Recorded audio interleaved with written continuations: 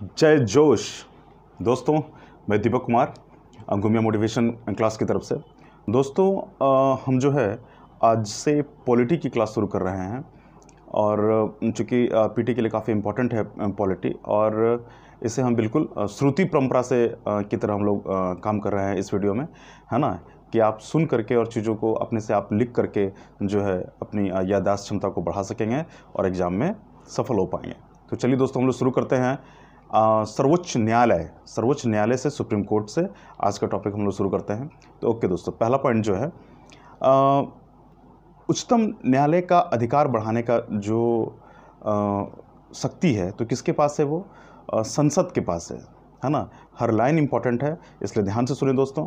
संसद जो है सर्वोच्च न्यायालय की शक्ति बढ़ाने की एकमात्र जो है संसद शक्ति रखती है सर्वोच्च न्यायालय की शक्ति बढ़ाने के लिए। ठीक है दोस्तों, नेक्स्ट पॉइंट जो है कि भारत के सर्वोच्च न्यायालय की स्थापना जो है वो 28 जनवरी 1950 को की गई थी, है ना। एक बात और भी दोस्तों मैं कहना चाहता हूं कि अभी जो है हम लोग केवल पीटी के लिए फोकस कर रहे हैं। जैसे ही पीटी खत्म हो जाता है ना, बीपीएससी के लिए, तो हम लोग उसके बाद जो है मेंस से जुड़े हुए जितने भी प्रश्न हैं न्यायालय से वो रखेंगे आपके सामने, है ना। तो अभी जो है पीटी के लिए फोकस करना है हमको और यहीं पे ध्यान कंसंट्रेट करना है। ओके दोस्तों, नेक्स्ट पॉइंट। तो सर्वोच्च न्यायालय की स्थापना कब हुई थी? तो यह है 28 जनवरी 1950। ठीक है दोस्तों, नेक्स्ट पॉइंट कि सर्वोच्च न्यायालय में मुख्य न्यायाधीश सहित जो है अभी 34 न्यायाधीश हो सकते हैं, है ना। अभी 34 न्यायाधीश हो सकते हैं, मुख्य न्यायाधीश सहित। उच्चतम न्यायालय की बात है ना, सर्वोच्च न्यायालय की बात है ना। तो याद रखना है। और ख़ास करके एक पॉइंट और भी है कि उच्चतम न्यायालय के न्यायाधीशों का जो वेतन का निर्धारण है ये किसके द्वारा किया जाता है? तो ये जो है ये संसद के द्वारा किया जाता है, याद रखेंगे दोस्तों। नेक्स्ट पॉइंट जो है न्यायाधीशों की संख्या में वृद्धि, जो उच्चतम न्यायालय के जो न्यायाधीशों की संख्या में वृद्धि करने की जो शक्ति है वो संसद को प्राप्त है। ठीक है, न्यायाधीशों की जो संख्या है उच्चतम न्यायालय की, वो वृद्धि करने की शक्ति जो है संसद को प्राप्त है। नेक्स्ट पॉइंट जो है कि जैसे कि हम लोग दूरसंचार विवाद निपटान के लिए और अपील अधिकरण, जैसे कि telecom disputes settlement, appellate tribunal, है ना, के निर्णयों को जो है केवल सुप्रीम कोर्ट में ही चैलेंज किया जा सकता है। अगर क्वेश्चन आएगा कि दूरसंचार विवाद निपटान के लिए या अपील अधिकरण जो है ना, अपीलेट ट्रिब्यूनल, है ना, टेलीकॉम डिस्प्यूट सेटलमेंट्स, इसके लिए कहाँ जाया जा सकता है? तो हम जो है केवल सुप्रीम कोर्ट में ही चुनौती दे सकते हैं। ठीक है, नेक्स्ट पॉइंट जो है दोस्तों कि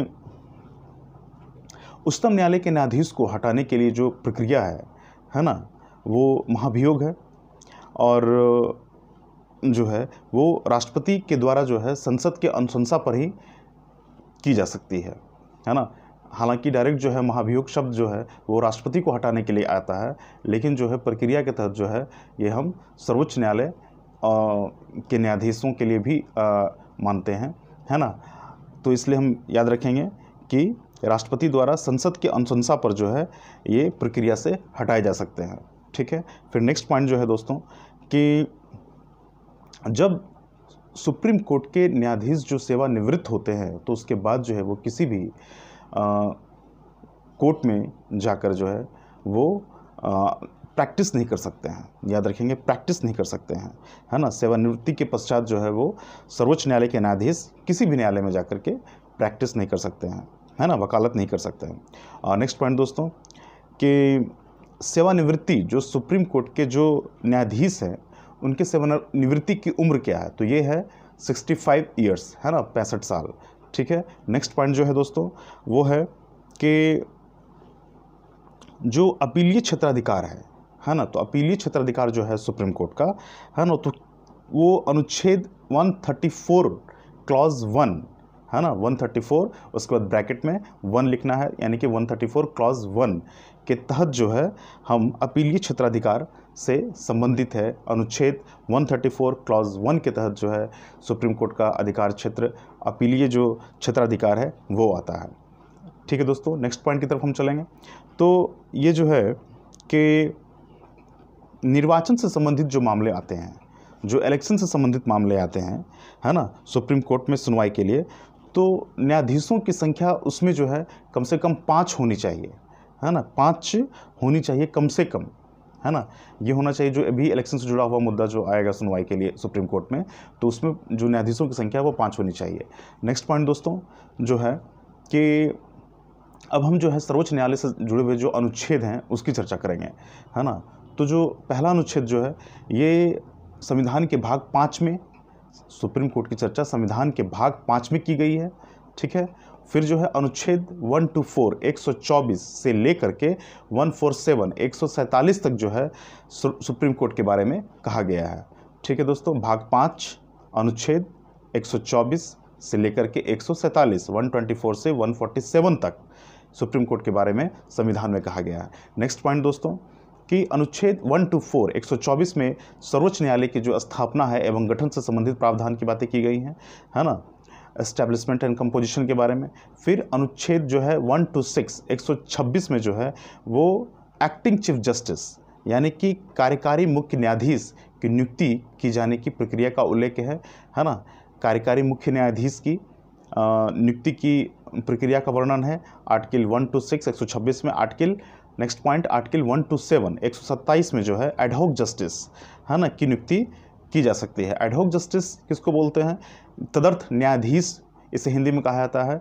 एडहॉक जस्टिस यानी किसी खास अगर कोई स्पेशल केस आ गया है सुप्रीम कोर्ट में तो उस केस के लिए जो विशेष न्यायाधीशों की नियुक्ति की जाती है ना, तो वो आर्टिकल जो है 127 अनुच्छेद 127 के तहत एडहॉक जस्टिस तदर्थ न्यायाधीश की नियुक्ति की जाती है। नेक्स्ट पॉइंट दोस्तों अनुच्छेद 128, तो 128 के अंतर्गत जो कहा गया है वो कि सेवानिवृत्त जो न्यायाधीश हो गए हैं तो सेवानिवृत्त न्यायाधीश को भी जो है सर्वोच्च न्यायालय की बैठकों में उपस्थित होने के लिए बुलाया जा सकता है ना।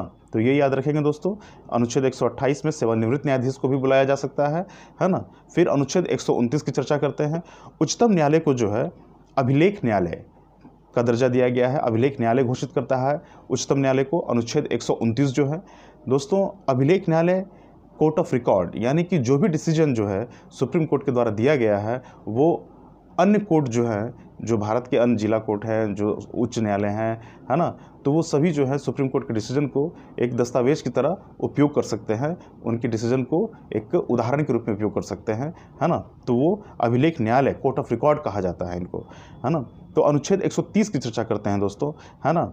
वो उच्चतम न्यायालय का स्थान निर्धारित करने का अधिकार जो है वो मुख्य न्यायाधीश की ये शक्ति है ना। उच्चतम न्यायालय का स्थान जो है वो निर्धारित करने की शक्ति किसकी है? तो वो मुख्य न्यायाधीश की है, ठीक है। किसका डिसीजन कहाँ और किस जगह पे लिया जाएगा, अनुच्छेद 130 में ये कहा गया है। फिर नेक्स्ट पॉइंट अनुच्छेद 131 131 है ना। 131 में जो है उच्चतम न्यायालय की ओरिजिनल जुरिस्डिक्शन की बात की गई है, यानी कि आरंभिक या मूल अधिकारिता का वर्णन किया गया है। आरंभिक और मूल अधिकारिता होता क्या है कि जब केंद्र और राज्य के बीच में कोई विवाद हो, राज्य और राज्य के बीच में कोई विवाद हो, दो राज्यों और केंद्र के बीच में कोई विवाद हो, तो इस तरह विवाद को जो है मूल अधिकारिता, आरंभिक अधिकारिता, है ना, कहा गया। और इसका वर्णन जो है किस आर्टिकल में है? तो अनुच्छेद 131 131 में है। नेक्स्ट पॉइंट दोस्तों, है ना, अनुच्छेद 136 में, अनुच्छेद 136 में जो है अपील के लिए उच्चतम न्यायालय की विशेष अनुमति का प्रावधान है, ठीक है ना, स्पेशल लीव टू अपील, ठीक है। तो अनुच्छेद 136 में है अपील के लिए उच्चतम न्यायालय की विशेष अनुमति का प्रावधान है। फिर जो नेक्स्ट पॉइंट है दोस्तों, है ना, अनुच्छेद 137 है ना, 137 में जो है सुप्रीम कोर्ट को अपने निर्णयों के पुनर्विचार, उनका रिव्यू, जो सुप्रीम कोर्ट खुद डिसीजन दे रही है उनके डिसीजन भी जो है सुप्रीम कोर्ट ने कई केसों में जो है अपने डिसीजन को चेंज किया है समय के अनुसार, तो इसके लिए जो है तो ये रिव्यू करने का अधिकार किस आर्टिकल के तहत आता है? तो ये अनुच्छेद 137 काफ़ी इंपॉर्टेंट है, सभी जो अनुच्छेद है काफ़ी इंपॉर्टेंट है, सबको याद रखने की जरूरत है दोस्तों। नेक्स्ट पॉइंट जो है अनुच्छेद 141 अनुच्छेद 141, अनुच्छेद 141 के अनुसार जो है उच्चतम न्यायालय द्वारा जो है जो भी विधि है, जो विधि घोषित की गई है उच्चतम न्यायालय के द्वारा, वो सभी जो छोटे न्यायालय हैं सभी न्यायालयों पर जो है वो बाध्यकारी होती है, बाध्यकारी है, उनको मानना ही है सुप्रीम कोर्ट का डिसीजन, ठीक है। ये बात अनुच्छेद 141 में कही गई है, ठीक है दोस्तों। नेक्स्ट पॉइंट जो है अनुच्छेद 143 की चर्चा करते हैं, है ना, कि राष्ट्रपति जो है 143 के तहत 143 के तहत राष्ट्रपति जो है वो परामर्श जो है उच्चतम न्यायालय से परामर्श करने की शक्ति का वर्णन है कि राष्ट्रपति जो है उच्चतम न्यायालय से परामर्श करने की शक्ति की चर्चा जो है अनुच्छेद 143 143 में की गई है। नेक्स्ट पॉइंट दोस्तों कि अनुच्छेद जो है 145 में कहा गया है कि उच्चतम न्यायालय को राष्ट्रपति के अनुमोदन से न्यायालय की कार्य पद्धति एवं प्रक्रिया को जो है वो नियम बनाने की शक्ति दी गई है।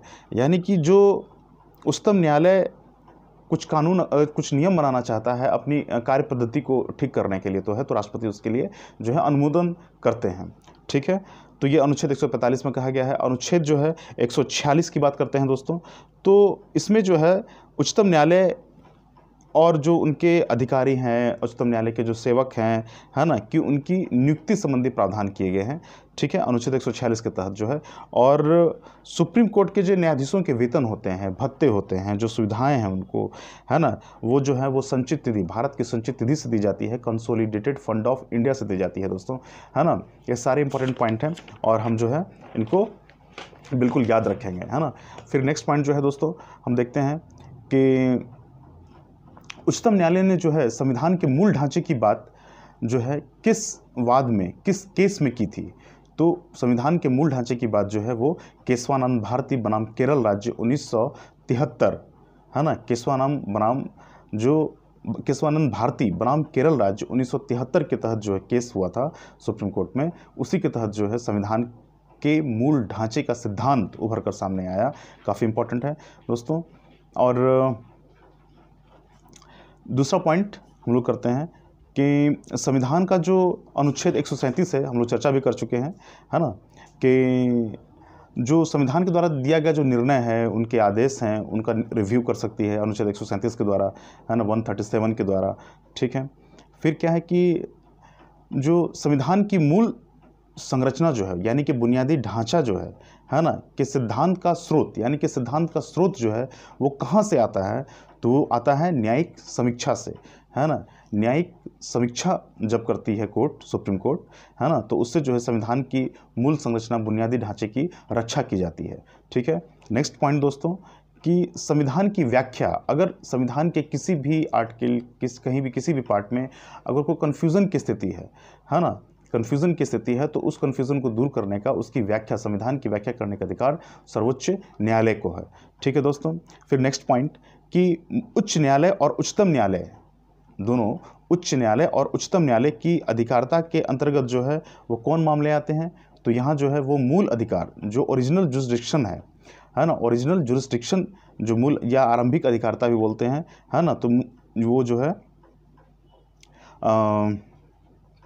वो आते हैं। ठीक है दोस्तों, नेक्स्ट पॉइंट की चर्चा करते हैं कि मूल अधिकारों से संबंधित जो कार्रवाई करने की बात है, मूल अधिकारों से जो कार्रवाई करने की बात है, तो वो जो है वो उच्च न्यायालय और उच्चतम न्यायालय ये दोनों ही सक्षम है मूल अधिकारों की अधिकारता के अंतर्गत जो भी मामले आते हैं, है ना, ये याद रखेंगे। फिर जो है सर्वोच्च न्यायालय को क्या कहा जाता है, तो सर्वोच्च न्यायालय को भारतीय संविधान का संरक्षक कहा जाता है, कस्टोडियन, संरक्षक, कस्टोडियन कहा जाता है सुप्रीम कोर्ट को।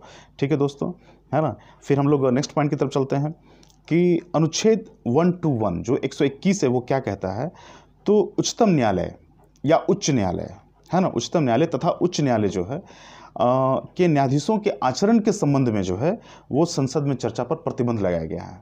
उनको कुछ छूट दी गई है, कुछ विशेष अधिकार दिए गए हैं, है ना, कि उनके आचरण के संबंध में जो है वो संसद में चर्चा नहीं की जा सकती है। ठीक है, और ख़ास करके जो उनके न्यायाधीश द्वारा जो कर्तव्यों का निर्वहन किया गया है ना, उसके बारे में जो है उनके आचरण के संबंध में कोई चर्चा नहीं होगी। लेकिन यहीं पर है एक ट्विस्ट है कि अगर ऐसे जब न्यायाधीश जो जिनके ऊपर जो है दोष लगाया गया है ना, तो उनको हटाने के प्रस्ताव पर जो है, जब हटाने का प्रस्ताव आ जाएगा तो संसद में जब विचार चल रहा है उनको हटाने का, है ना, तो इसके संबंध जो आचरण पर जो है संसद में चर्चा की जा सकेगी। ठीक है, संसद में चर्चा की जा सकेगी उनके आचरण को लेकर के। कब? जब उनको हटाने की बात आएगी, जब न्यायाधीश उच्चतम न्यायालय या उच्च न्यायालय के न्यायाधीशों को हटाने की बात आएगी, तब हम उनके आचरण पर चर्चा कर सकते हैं, ऐसे नहीं कर सकते हैं। नेक्स्ट पॉइंट दोस्तों कि अनुच्छेद 129 की चर्चा करते हैं। अनुच्छेद 129 के तहत जो है सर्वोच्च न्यायालय, है ना, सर्वोच्च न्यायालय 129 के तहत और अनुच्छेद 215 के तहत, दोनों इंपॉर्टेंट है, आर्टिकल 129 129 है ना के तहत जो है उच्चतम न्यायालय और आर्टिकल 215 अनुच्छेद 215 के तहत उच्च न्यायालय के आदेश जो हैं उसका अवमानना, यानी कि आप उच्चतम न्यायालय और उच्च न्यायालय की अवमानना नहीं कर सकते हैं। अगर आप अवमानना करते हैं तो आपको दंडित किया जाएगा, है ना। तो इससे संबंधित प्रावधान जो है अनुच्छेद 129 सुप्रीम कोर्ट के लिए और अनुच्छेद 215 जो है वो किसके लिए है, वो जो है वो हाई कोर्ट के लिए है, ठीक है, कि अवमानना नहीं किया जा सकता है दोनों कोर्टों का, ठीक है दोस्तों। फिर हम लोग नेक्स्ट पॉइंट पे चलते हैं कि कुछ जो है प्रतिबंध लगाए गए हैं न्यायाधीशों के ऊपर, है ना। जैसे कि अनुच्छेद 124 क्लॉज 7 में जाकर अगर हम देखते हैं तो वहाँ पाते हैं कि अगर कोई न्यायाधीश उच्चतम न्यायालय का न्यायाधीश रहा हो, उच्चतम न्यायालय का जो न्यायाधीश है वो किसी भी न्यायालय या प्राधिकारी के समक्ष जो है वो वकालत या का कार्य जो है वो नहीं कर सकता है ना। ये अनुच्छेद 124 के क्लॉज 7 में कहा गया है, ठीक है दोस्तों। फिर है क्या कि जो है न्यायमूर्ति के.जी. बालाकृष्णन, है ना, ये प्रथम दलित मुख्य न्यायाधीश रहे हैं उच्चतम न्यायालय के, है ना। फिर हम लोग नेक्स्ट पॉइंट की तरफ चलते हैं दोस्तों कि जो संविधान की व्याख्या से संबंधित जो कोई भी विवाद आता है, संविधान की व्याख्या से संबंधित जो सभी विवाद हैं वो सर्वोच्च न्यायालय के समक्ष जो है प्रारंभिक क्षेत्राधिकार के अंतर्गत आते हैं। अगर संविधान की व्याख्या से संबंधित कोई भी विवाद है तो सर्वोच्च न्यायालय के संबंध जो है वो प्रारंभिक अधिकारता, जो क्षेत्राधिकार है प्रारंभिक क्षेत्राधिकारता के अंतर्गत आते हैं, ये याद रखेंगे दोस्तों। फिर हम लोग जो है कानूनी मामलों पर जो है उच्चतम न्यायालय से परामर्श लेने का अधिकार राष्ट्रपति को है ना। और हम लोग अच्छा ये है, और सुप्रीम कोर्ट जो है वो राष्ट्रपति को जो उनको जो एडवाइस देना है इसके लिए वो बाध्य नहीं है, उच्चतम न्यायालय बाध्य नहीं है ना। वो मना भी कर सकती है, वो राष्ट्रपति को सुझाव नहीं भी दे सकती है ना ये। और जैसे कि ये बाबरी विध्वंस के समय जो है ऐसी बात उठी थी। और हम लोग नेक्स्ट पॉइंट की तरफ चलते हैं कि भारतीय संविधान का जो अनुच्छेद 32 है, भारतीय संविधान का जो अनुच्छेद 32 है वो सर्वोच्च न्यायालय, है ना, भारतीय नागरिकों के मौलिक अधिकारों की सुरक्षा का अधिकार देता है। तो अनुच्छेद 32 के तहत जो है भारतीय नागरिक जो हैं वो अपने मौलिक अधिकारों की सुरक्षा के लिए जो है वो सर्वोच्च न्यायालय में जा सकते हैं, ठीक है, अनुच्छेद 32 के तहत, ठीक है दोस्तों। नेक्स्ट पॉइंट जो है कि जो सर्वोच्च न्यायालय का जो अपीलीय क्षेत्राधिकार है, एपेलेट जुरिस्डिक्शन है ना, उनको भी कुछ भागों में बांटा जा सकता है। जैसे कि अगर हम बांटते हैं कि संवैधानिक विषयों से जुड़ी अपीलें हैं अगर, तो उनको हम आर्टिकल 132 के अंतर्गत रखेंगे, है ना। और सिविल विषयों से जुड़ी अगर बातें हैं तो उनको हम अनुच्छेद 133 के तहत जो है अपीलीय क्षेत्राधिकार के अंतर्गत रखेंगे। और जो है आपराधिक विषयों से जुड़ी अपीलें अगर हैं सुप्रीम कोर्ट में की जानी है तो उन्हें अनुच्छेद 134 के तहत रखेंगे, है ना, ये है। और दोस्तों फिर जो है नेक्स्ट पॉइंट जो है कि उच्चतम न्यायालय में न्यायाधीश बनने के लिए है कम से कम 10 वर्ष का जो है उच्च न्यायालय में वकालत का अनुभव होना चाहिए, है ना। वकालत का अनुभव 10 वर्षों का उच्च न्यायालय में होना चाहिए अगर उच्चतम न्यायालय में न्यायाधीश बनना हो, तो ये ज़रूरी है ना। अच्छा, न्यायिक पुनरावलोकन का की जो चर्चा है, जिसको जुडिशियल रिव्यू बोलते हैं, का क्या अर्थ है, ये पहले भी चर्चा कर चुके हैं हम, है ना, कि जो अगर कोई राज्य, है ना, या केंद्र सरकार जो है ऐसे कानून बनाते हैं जो संविधान के विपरीत हैं तो कोर्ट जो है जुडिशियल रिव्यू के अंतर्गत उसे नल एंड वॉइड यानी कि शून्य घोषित कर सकती है ना। ये हो गया जुडिशियल रिव्यू, न्यायिक पुनरावलोकन, ठीक है। नेक्स्ट पॉइंट दोस्तों कि PIL लोक हितवाद जो बोलते हैं, PIL जो है कि संकल्पना किस देश से ली गई थी, है ना, तो ये संकल्पना अमेरिका से ली गई थी, ये भी याद रखने की जरूरत है दोस्तों।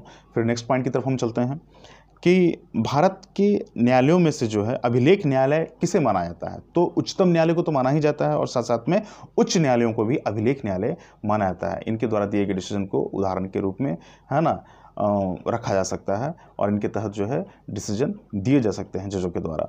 फिर नेक्स्ट पॉइंट दोस्तों कि भारत का जो सर्वोच्च न्यायालय है ना, एक अभिलेख न्यायालय है, ठीक है, ये हम लोग जान चुके हैं। और अच्छा, फिर दोस्तों एक नेक्स्ट पॉइंट जो है कि अनुच्छेद 32 के तहत हम जान गए कि मूल अधिकारों का हनन होता है तो हम सर्वोच्च न्यायालय जा सकते हैं। तो है हम उच्च न्यायालय में अनुच्छेद 226 अगर मूल अधिकारों का हनन हो रहा है किसी भी भारतीय नागरिक का, तो उच्च न्यायालय में अगर हमको जाना है तो अनुच्छेद 226 के तहत जो है हम उच्च न्यायालय में जा सकते हैं और अनुच्छेद 32 के तहत जो है वो सुप्रीम कोर्ट में जा सकते हैं। तो दोस्तों इस प्रकार जो है हम सर्वोच्च न्यायालय से जुड़े हुए जो इंपॉर्टेंट अनुच्छेद हैं उसको कंप्लीट किए, उसको चर्चा किए हैं हम लोग। और जो है हम लोग नेक्स्ट वीडियो में और पूरे संविधान के जो पॉलिटी के मुख्य विषय हैं जो काफ़ी इंपॉर्टेंट हैं पीटी के लिए, है ना, उस पर चर्चा करते रहेंगे। और इंपॉर्टेंट पॉइंट्स को बार बार दोहराने से आप जो है याद रख पाएंगे और पीटी में जो है सफलता जरूर प्राप्त हो पाएगी। ओके दोस्तों, जय जोश, है ना। और आप इस वीडियो को लाइक करें, शेयर करें, सब्सक्राइब करें। ओके दोस्तों, थैंक यू।